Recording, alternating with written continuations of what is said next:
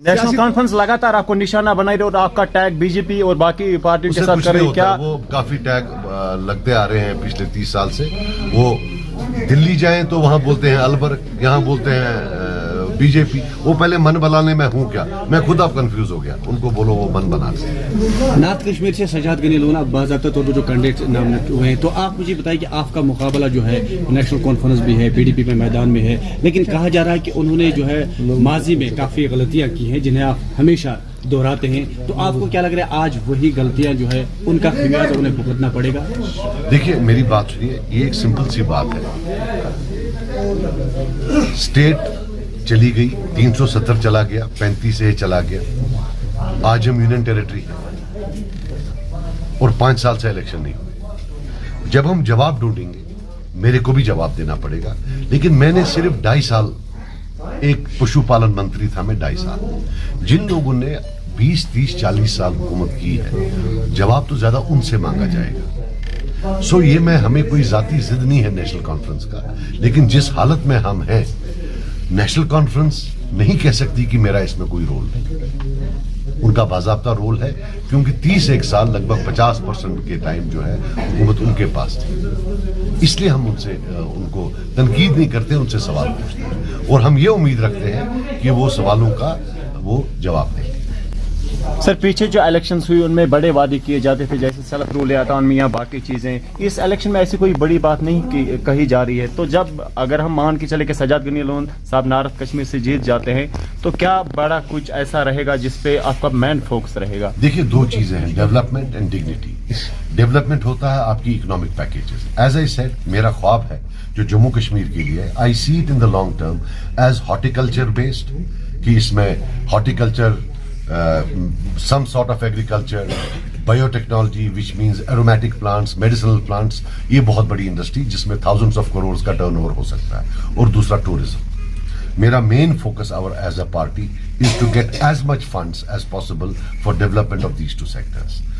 फिर दूसरा है डिग्निटी। डिग्निटी ये हम समझते हैं कि जो जम्मू कश्मीर का बच्चा है, उसको आप उसी कानून से तोलिए जो गुजरात के बच्चा, कर्नाटका का बच्चा, दिल्ली का बच्चा हो, जो यहां एक एक्स्ट्रा ऑर्डिनरी जो इन्होंने सेट ऑफ रूल्स बना के रखा है जम्मू कश्मीर के बच्चों के लिए, बिलखुसूस जो ये कल्चर ऑफ पुलिस सर्टिफिकेट्स है, और किस police certificate on what basis, वो डिग्निटी की बात है कि भाई अगर एक खानदान में एक बंदा कहीं इन्वॉल्व था, तो उसके भाई को, उसके बाप को, उसके बेटे को, उसकी बेटी को, बहन के बेटे को, भाई के बेटे को, किसी को नहीं मिलेगी। और ये हमारा कोई बाहर का नहीं है, ये इन्हीं सरकारों ने ये कानून बनाया है।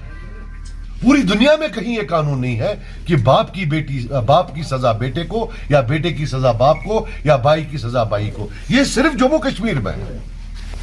जवाब हम चाहते हैं कि आज जो नौजवान है, आपको नहीं पता, मुझे नहीं लगता आपको प्रॉब्लम है या नहीं, लेकिन हमारे पास सैकड़ों प्रॉब्लम रोज आती है, डजन्स ऑफ देम, जहां बच्चे को नौकरी मिलती है लेकिन उसको पुलिस सर्टिफिकेट नहीं मिलती है।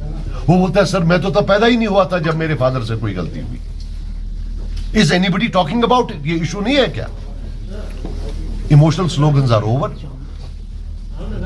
आप इलेक्शन लड़िए on the basis of what people face in their day-to-day lives, and I will do what it takes to ensure that we have the same set of laws as in any other state in India. You cannot have special coercive laws just for the youths of J&K, that I promise you. Sir, कल उमर अब्दुल्ला साहब ने बताया कि वो वाजपेयी के साथ अगर वो होते तो फिर काम करते, तो तब की बीजेपी और अब के बीजेपी में उसके हिसाब से क्या फर्क है, आपको क्या लग रहा है? देखो यार, उमर साहब को अल्लाह ताला ने माफ किया है, उसको सर्टिफिकेट है, वो कुछ भी कर सकता है, वो कुछ भी कर सकता है, वो जन्नत की सर्टिफिकेट दे सकता है, सफाई की, वो कुछ भी कर सकता है, उसका आप छोड़ दो। देखो मैं नहीं बोलना चाहता, वो मेरा हरीफ है, लेकिन फिर ये बोलते हैं कि भाई ये गाली गलौज करता है, वो टरबाज है, वो बहुत टर मारता है।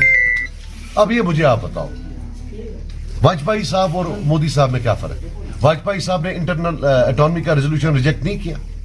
वाजपेयी साहब ने पार्लियामेंट में नहीं बोला अगर हमारे पास बहुमत होता तो हम 370 को हटा देते। उनके टाइम में क्या कई बड़े कांड नहीं हुए, उन्हें कोई एक्शन लिया क्या?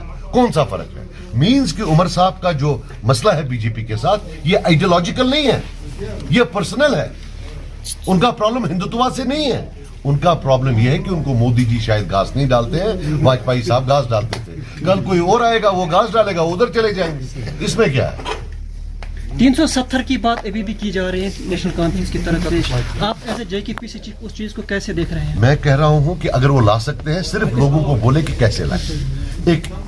एक जो है आईनी रोड मैप दे कि वो कैसे लाएंगे, क्योंकि देना पार्लियामेंट ने है, देना पार्लियामेंट ने। तो